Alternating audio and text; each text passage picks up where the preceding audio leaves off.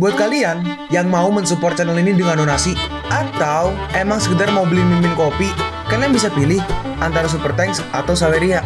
Gue sih nggak masalah kalian pilih yang mana. Cuma kalau bisa, lewat Saweria aja. Soalnya kalau YouTube, potongannya gede, 30%. Kalau Saweria, cuma 5%. Untuk link Saweria, kalian bisa klik aja di atas kanan nih. Atau bisa cek di kolom deskripsi. Tapi kalau mau support, nggak harus donasi kok. Dengan kalian nonton sampai habis, dan memberikan like pada video ini, itu udah ngebantu banget buat support channel ini. Oh iya, kalian juga bisa join nih ke grup Telegram komunitas cerita manhwa yang baru.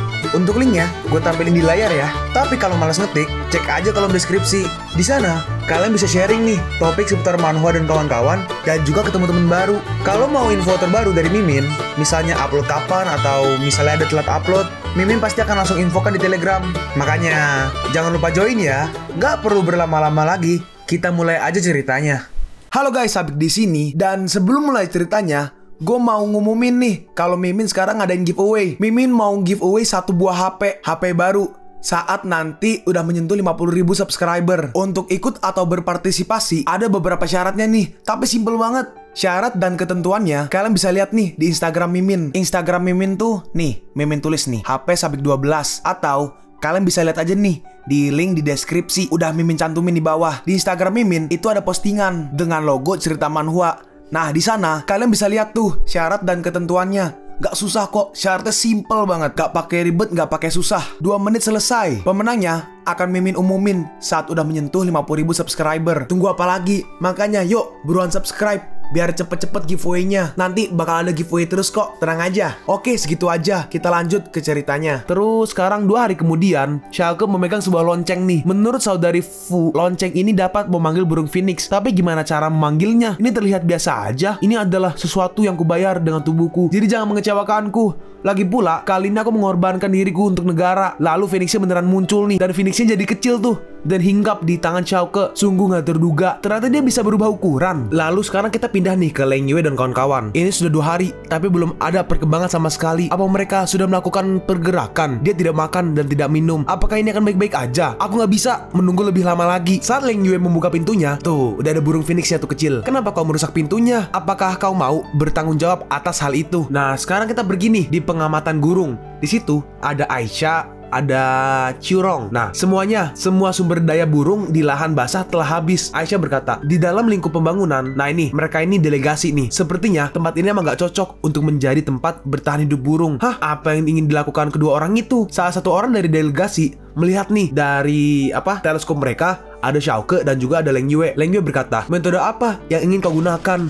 Schalke menjawab nih, aku mempunyai caraku sendiri. Aku ingin mengeluarkan burung ini terlebih dahulu. Hah, dasar bajingan gak tahu malu. Saat Schalke membukanya, hah, betapa indahnya burung itu. Ternyata Schalke ngeluarin burung phoenix nih. Pergilah, Manu emprit. Terus Phoenixnya jadi gede kayaknya tuh. Dan akhirnya burung-burung mulai melihat nih ke arah Phoenix. Nah, di situ ternyata ada Aiwan nih. Aiwan berkata, aku telah berhasil menjinakkannya selama 7 hari.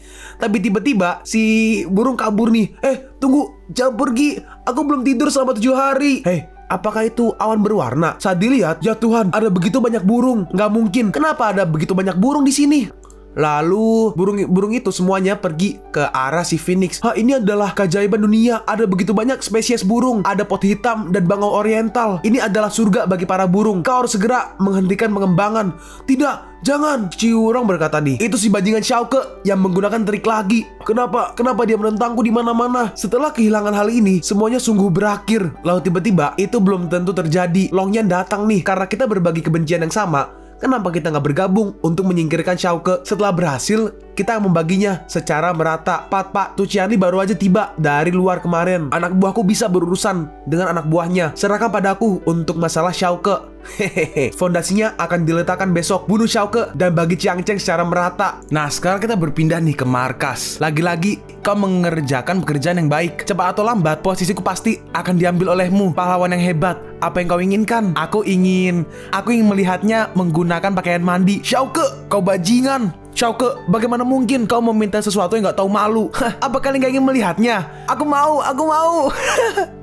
Dasar sial, aku menganggap kalian teman, tapi nyatanya. Nah, sekarang kita ke villa utama nih. aku pulang. Suamiku, biarkan aku memberimu kabar baik. Lanlan menambahkan nih, Tongku nomor 1 direncanakan sebagai kota baru. Kota baru secara konservatif diperkirakan sekitar 400 miliar. 400 M itu adalah jumlah yang sangat banyak. Ting Shenhao bernilai 400 M sebagai imbalan dengan saldo 580 M. Gila, menyelesaikan tugas melindungi lahan basah dan memicu hadiah ganda senilai 600 berapa nih? Senilai 600 miliar. Xiaoke berkata, bukankah aku menjadi orang terkaya sedunia sekarang? Jiaxin berkata nih, orang kaya baru yang bernilai triliunan dolar dan suamiku hampir, tapi dengan jumlah itu aja udah kuat.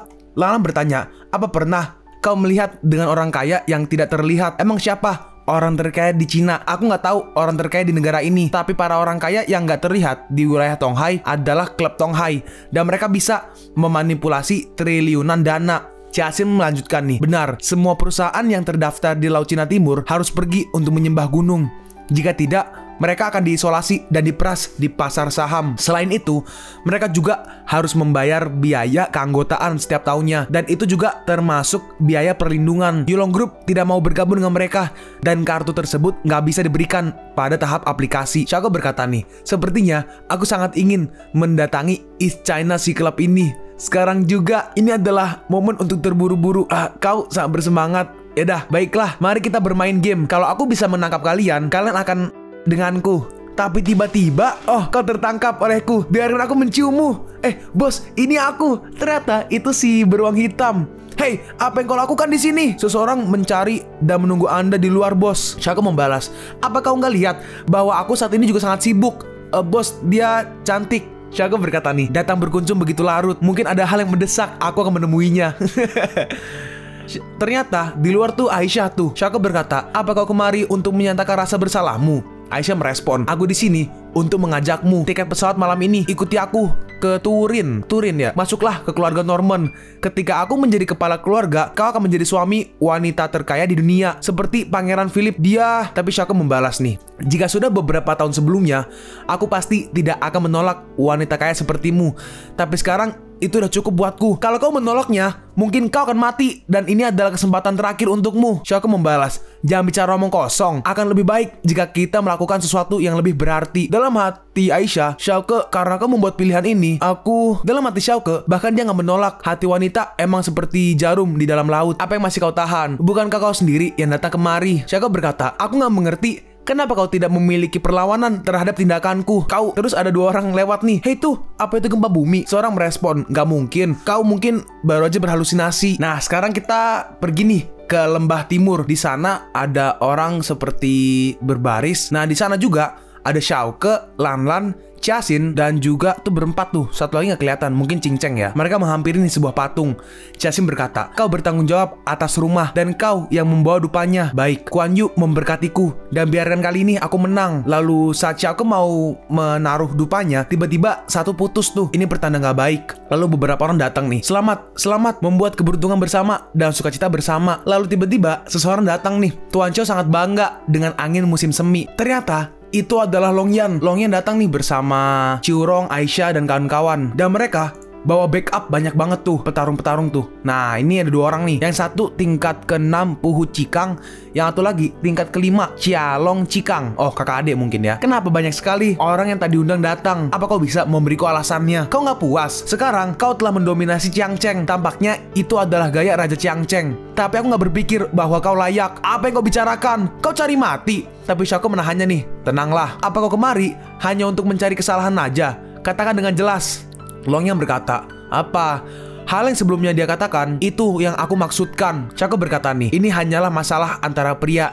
Jadi kau jangan ikut campur. Xiaoke, aku tidak akan mundur. Dan si Aisyah langsung nih menyuruh si Jess dan juga Lou maju nih. Manusia burung dan juga tuh lagi hipnotis kalau nggak salah ya. Mereka berdua maju. Tapi dengan mudah, Xiaoke langsung menahan mereka berdua nih. Langsung dicekek dua-duanya. Aku nggak tahu banyak, tapi aku akan membuat kalian mati. Dan Xiaoke langsung membunuh mereka berdua. Nah, terus melihat itu, semuanya kaget karena Xiaoke nggak ragu-ragu. Lalu tiba-tiba, Xiaoke, jangan lupakan aku. Nah, si Xiaoke refleks nih dan langsung mensikut dada dari ini Tianli. Ya, Tianli. Dan itu tuh, apa? tulang rusuknya sampai retak. Shao berkata, apalagi yang akan kau gunakan? Cepat keluarkan. Aku khawatir kau nggak bisa melawan kartu andalanku. Nah tiba-tiba ada suara suling nih. Dalam hati Shao, seruling dari mana asalnya? Ternyata yang niup seruling namanya Lancia Lens atau Lancia Lens. Dan orang-orang sepertinya mulai pusing atau kayak mau hipnotis nih. Seruling ini akan menghipnotis, jadi tolong jangan dengarkan. Terus ternyata si gendut dia terhipnotis dan langsung menyerang si wanita menggunakan shieldnya. Dan si wanita langsung terpenggal. Sedangkan si kakek juga mulai menyerang nih. Bahkan bisa membuat mereka saling membunuh. Sangat menakutkan. Nah lalu ternyata Ciasin dan juga Lanlan, mereka berdua juga saling menyerang nih. Mereka berdua juga terkena dampak hipnotisnya. Semuanya jahat. Tapi ternyata ini mereka bertiga juga kehipnotis. Dan Shao langsung memunculkan bulu phoenixnya nih dan langsung mematahkan hipnotisnya. Ada apa? Kenapa mereka semua mati? Itu kamu. Ada apa denganku? Aku akan membalaskan dendam mereka. Si kakek langsung menyerang nih ke arah si Lancia. Lancia berkata, cuma kau seorang yang berani membuat keributan di depanku. Lalu si Lancia Lens memunculkan sebuah kipas nih dan langsung menyerangnya. Dan serangannya berhasil menghancurkan seperti tadi tuh yang kayak tungku gitu milik si Pak Tua. Dan si Pak Tua langsung kalah nih, langsung terempas. Awas, hati-hati. Astaga, terlalu cepat. Si kakek berkata nih, Tao yang malang hari ini dianggap sebagai takdirnya. Shao berkata nih, Shao Tao yuk gak perlu sedih, aku akan mengurus semuanya. Lalu akhirnya si kakek pun mati nih. Dari mana asalmu? Aku saudara Lan Meng. Kudengar kau menggertak saudara perempuanku. Lalu Shao maju nih. Akan kubuat keluarga Lan bersujud di bawah kakiku. Shao menyerang, tapi dengan mudah ditahan nih. Dasar serangga. Tapi tombak Shao berhasil nih menembus kipasnya dikit-dikit tuh. Dan Shao berhasil mengempaskan kipasnya. Benda itu menembus kipas misteriusku dan serangannya berhasil nih mengenai wajah dari si Lancia. Wajahku. Lalu Shao mengeluarkan pedang perunggunya nih. Bukan hanya wajahmu, aku ingin hidupmu. Saat Shao ingin menyerang, tiba-tiba ditahan nih sama si seorang kakek. Shao berkata, kau gak akan bisa menahannya. Si kakek membalas, anak muda, jangan terlalu gegabah. Apa kau tahu bagaimana menghormati orang tua? Dalam hati Shao dingin sekali. Aku gak bisa bergerak. Tuan Lan, dia gak bisa bergerak. Cepat, bunuh dia. Si Lancia langsung nih ke belakang Shao untuk menyerang. Dalam hati Shao, Chow, tolong selamatkan priamu ini. Tapi si Chow hanya diam nih. Benar-benar nggak bisa diandalkan. Sepertinya aku harus bertindak sendiri. Dewa kegelapan yang agung, tolong beri aku api neraka dan hancurkan kutukan es ini. Shao memunculkan esnya nih, Dark Bible-nya nih, untuk menghancurkan esnya. Esnya pun langsung hancur. Lalu Shao mengambil tombaknya dan juga berhasil nih mencekik si Lancia. Kunang-kunang sepertimu berani bersaing dengan matahari dan bulan. Sisi domain terbuka. Dan Shao berhasil mencekiknya nih, jadi ditahan si Lancia Lens. Melihat si Lancia berhasil tertangkap oleh Shao, si kakek langsung maju nih. Jangan menipuku dan lihatlah, aku akan menghancurkan ilusimu. Nah, si kakek menyerang menggunakan tangan esnya. Lalu Shao juga menahannya nih dengan tangannya juga. Mereka berdua beradu serangan. Dan si kakek di sini yang kalah nih, tangannya kayak kebakar dari efek Dark Bible atau kitab hitam dari Shao. Ini hanyalah belatung yang menempel pada tulang. Hawa dinginku takkan kalah. Ini apa? Semakin menyebar. Lalu akhirnya tangan dari kakek yang menyentuh Shao langsung dipotong nih, biar nggak semakin menyebar kan. Cepat kalian, bantu dia. Tapi mereka berdua langsung dihadang nih oleh si Dragon dan juga Leopard. Si Dragon berkata, untuk kalian kita berdua aja udah cukup. Lalu orang ini nih, dia mengeluarkan sesuatu nih. Ini adalah tembaga pembunuh milikku. Lihatlah kekuatannya. Tembaganya dilempar nih ke arah Leopard. Lalu Shao melempar pedangnya nih. Ini, ambil ini. Menggunakan pedang ya, si Leopard berhasil nih menahan tembaganya. Kau juga, rasakanlah kekuatan ini. Lonceng emas dan Vajraku bukanlah sihir rendahan. Jangan meremehkanku. Lalu dia memunculkan seperti sebuah perisai atau shield. Tapi dengan mudah langsung ditembus oleh pedangnya nih. Buddhisme menyelamatkan orang yang ditakdirkan. Nanwu Satling Bodhisattva. 6 bom sumbu suci dan buruk, 3.600 putaran dalam satu tarikan nafas, rahmat dan kasih sayang yang besar di seluruh dunia. Dia menyerang nih menggunakan seperti manik-manik gitu. Dan si Leopard kalah. Dia mencoba menahannya tapi gagal karena kan terlalu banyak. Lalu Shao memberikan tombaknya nih ke si Dragon. Ini, pakai tombakku ini. Nah, si dragon mengambilnya nih. Cukup satu tangkisan untuk itu. Si dragon memutar-mutarkan tombaknya untuk menahan semua manik-maniknya. Sudah berakhir. Akan kubunuh kau satu persatu. Maju nih si leopard menggunakan tombaknya. Si budak nih yang botak nih, dia mencoba menahannya. Sepertinya kau bukan yang ditakdirkan untuk diselamatkan. Tapi akhirnya tombaknya berhasil menancap nih. Xiaoko berkata, apa cuma segini? Aku bahkan bisa mencubitmu sampai mati. Lalu tiba-tiba Lan Meng datang nih. Xiaoko, jangan bunuh saudaraku. Melihat Lan Meng datang, Xiaoko berkata, Lan Meng, apa kau lupa akan peringatanku? Aku ingat bahwa jika aku menginjakkan kaki di Changcheng lagi, kau akan bersikap kasar padaku. Selama kau bersedia melepaskan saudaraku, aku akan melakukan apapun untukmu. Apa kau bersedia menjadi budak dan membantuku? Si saudaranya berkata nih, enggak, jangan turuti kemauannya. Iya, aku bersedia. Dan akhirnya si saudaranya pun langsung dilepas dari cengkeraman Xiaoko. Xiaoko berkata, keluarga Lan, aku nggak ingin kalian mengingkari perjanjian ini. Dan Lan Meng langsung pergi nih ke arah saudaranya. Tapi saudaranya langsung pergi. Lan Meng, kau menodai martabat keluarga Lan. Aku tidak mengakuimu sebagai adikku lagi. Lalu Xiaoko pun turun nih. Bos, kau nggak apa-apa? Xiaoko merespon, sudah, diam. Jangan biarkan orang lain melihatnya. Berikan tombaknya. Dalam hati Xiaoko, Hellfire menggunakan diriku sebagai bahan bakar, mengalahkan musuh, dan gak ada pilihan lain. Xiaoko berkata nih, sekarang siapa di antara kalian yang masih menolak? Xiaoko, apa kau udah merasa hebat? Ketika aku mendominasi Changcheng, kau masih kencing di Haicheng. Lalu si Xiaoko langsung menusuknya nih menggunakan tombaknya.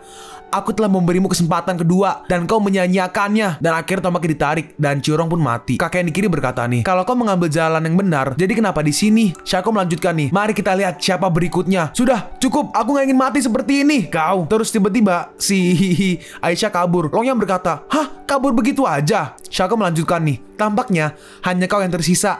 Sebenarnya aku punya rahasia yang belum kukatakan padamu. Sebelum kemari, aku pergi ke Thailand. Waduh, sebenarnya dulu aku ini perempuan.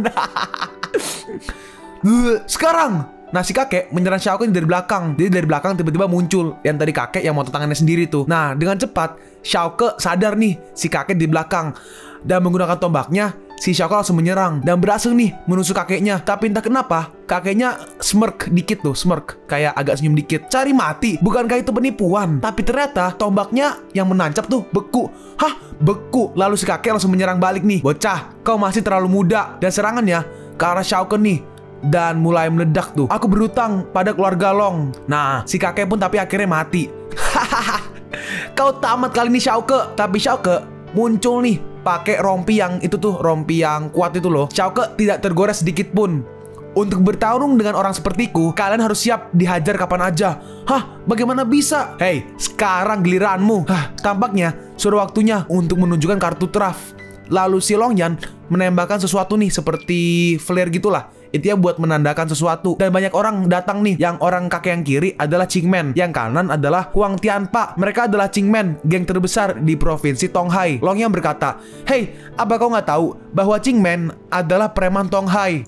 Dalam hati Xiaoko, sebenarnya bukan apa-apa, tapi aku nggak bisa mengatasinya jika terlalu banyak. Tapi tiba-tiba ada sebuah petasan nih. Dan ternyata itu adalah Yu Qiao. Kami juga disebut geng tradisi lama. Datang nih si Ma Tianpo dan juga Kong Wanshan. Mereka berdua berkata, kakak ketiga, kenapa tidak mau manggil jika ada perkelahian? Dan akhirnya kita lihat nih dua kubu. Idih, ngeri. Guru Long, Guru Ma, kita selalu berdamai. Apa kalian akan melanggar aturan yang sudah berusia sahabat ini?